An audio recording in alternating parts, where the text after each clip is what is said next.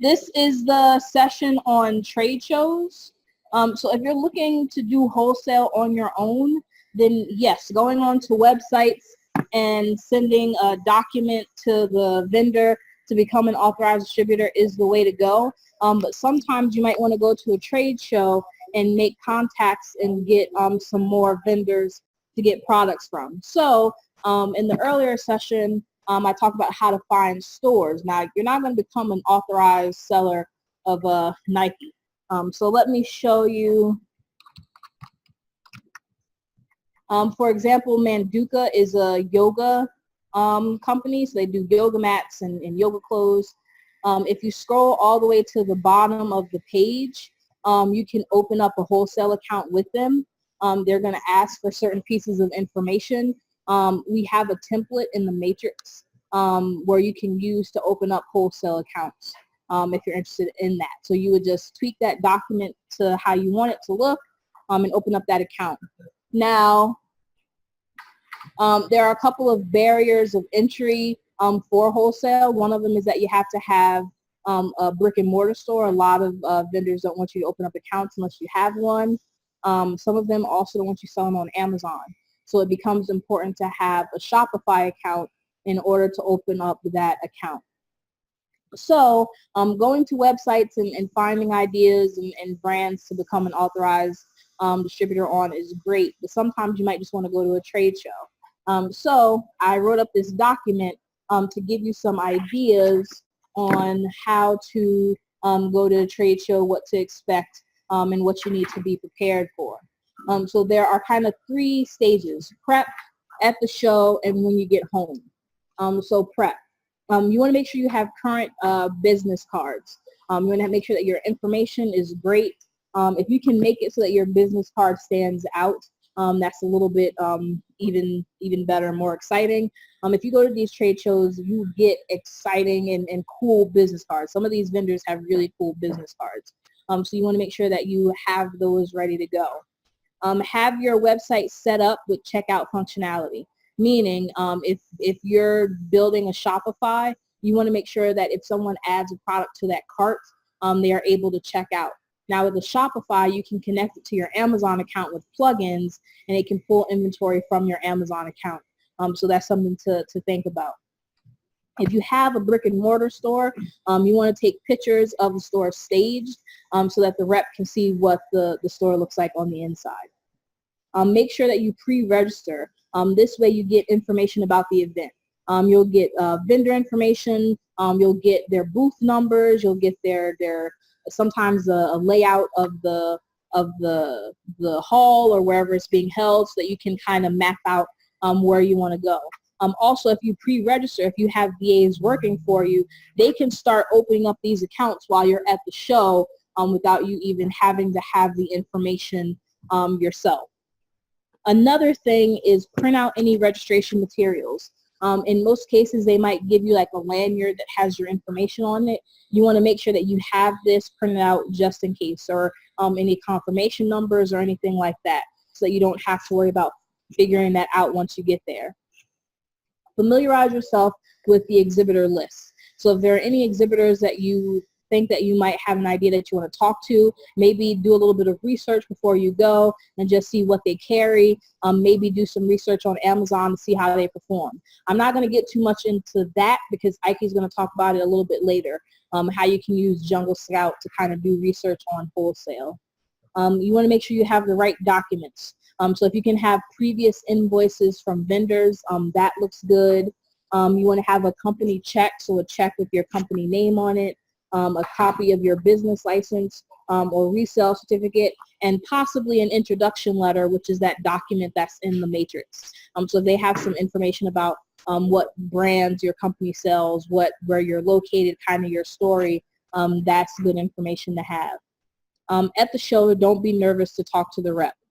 Tell them that it's your first time going to a trade show. They'll be happy to talk to you, to explain some terminology to you, to give you an idea of how this business works. So it can be a crash course kind of in wholesale. Let the rep give you an overview of their company. They can help you with placing orders. And reps usually give you, if they're placing orders for you, they give you a list of their fast-moving products, so the products that usually perform well. So if they give you any advice, make sure that you take that advice. If you make purchases while you're at the trade show, make sure you keep track of what you're buying, how much you're spending, and the delivery date. Sometimes you might go to a trade show and those items may not come for 5-7 months. So it's easy to forget within that time that you've placed that order. So you want to make sure that you're keeping track of this. If you make an order, sometimes they'll have purchase orders and they'll be able to tear it off and give you the information. If not, just take a picture with your cell phone so that you have that information with you. Take cards with every person that you talk to. That way you can go home and research the brand. So even if it looks like trash or the rep is doing a horrible job at the show, you might go home, do some research and be like, oh, this is a good brand that I can sell. So don't turn down anybody's card. Don't volunteer that you sell on Amazon unless they ask you directly. And this is important because a lot of vendors don't want you to sell their product on Amazon.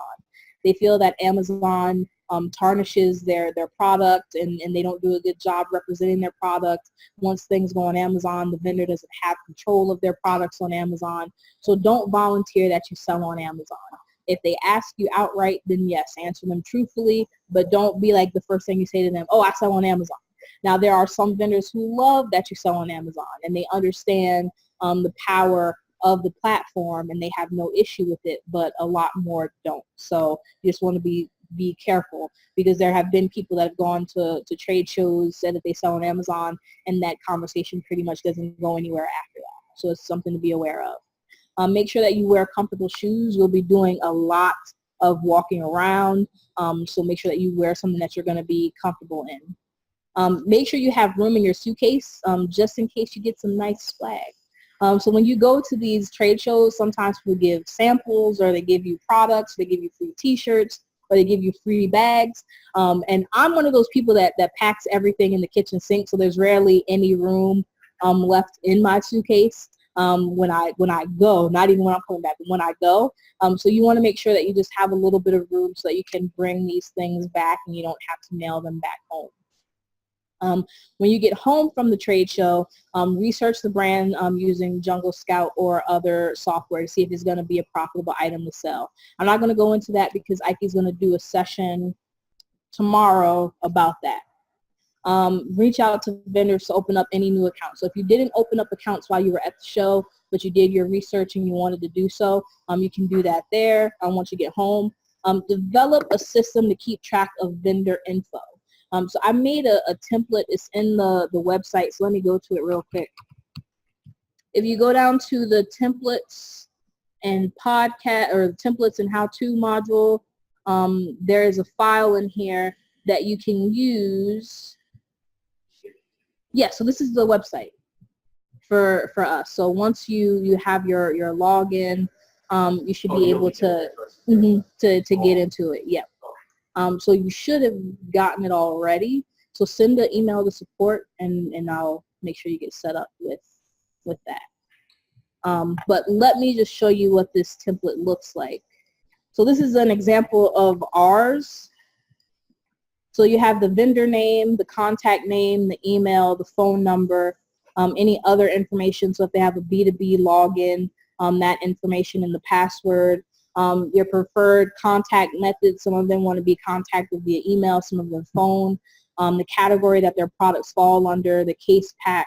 If they have a MAP policy, which is minimum advertised pricing, so that means that you can't go below that pricing on your products.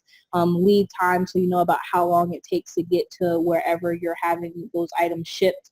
I wouldn't recommend shipping products directly into Amazon because they need to be prepped. Unless the vendor is okay with you selling on Amazon and they're going to prep those items for you.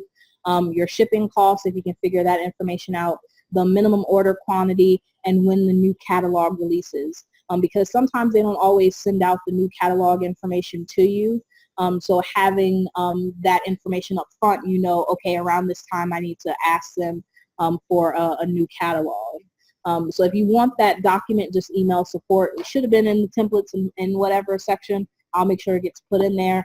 It's on my computer. I'm not at my computer right now to show you guys. But definitely develop a system to keep track of vendor info, and then also develop PO system. So that's a purchase ordering system.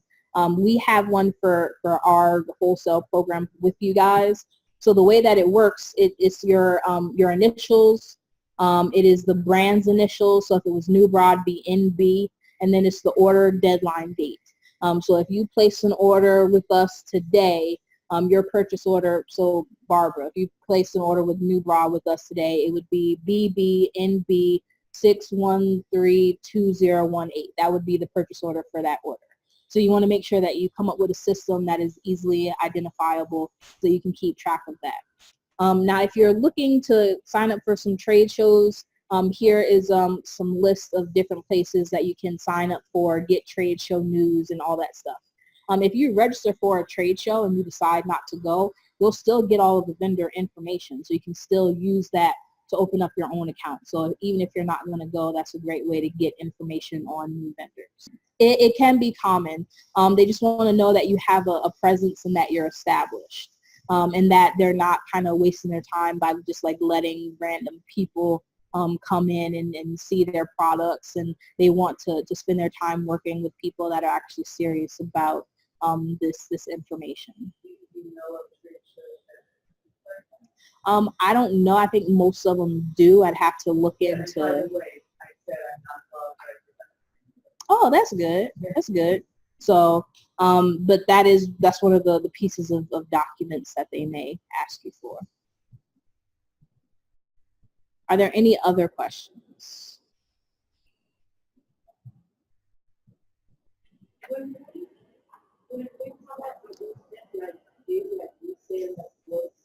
Mm-hmm.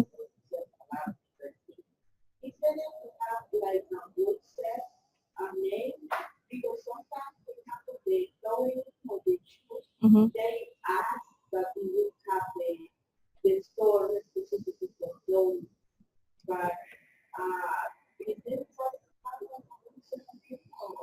No, you don't have to have a wholesale, like a wholesale name where. Uh-huh. Uh-huh.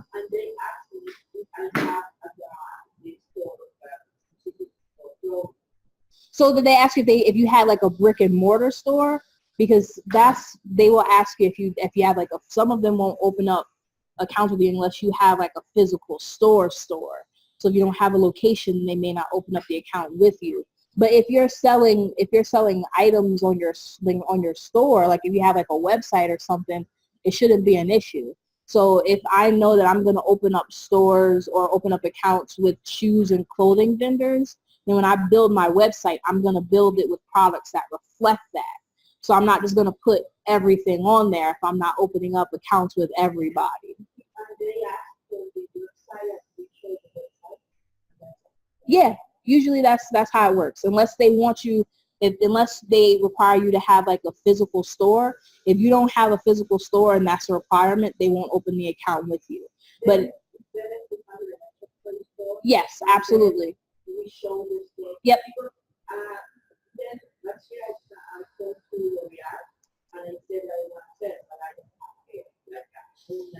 Yep. URL. Yeah, they need to know where you're selling their products at. So if you're saying, oh, I don't have a brick and mortar store, and oh, I don't sell on Amazon, then where are you selling their products? Yeah. So that's why you need the Shopify. But the Shopify should work if they allow that.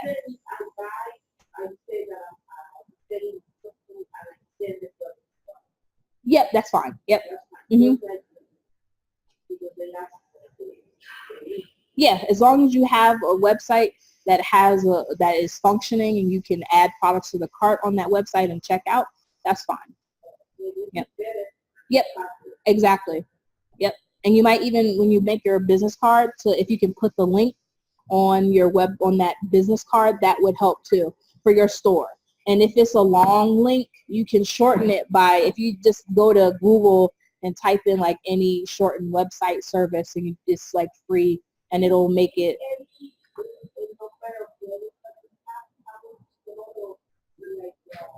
You just want it to look like a real online store.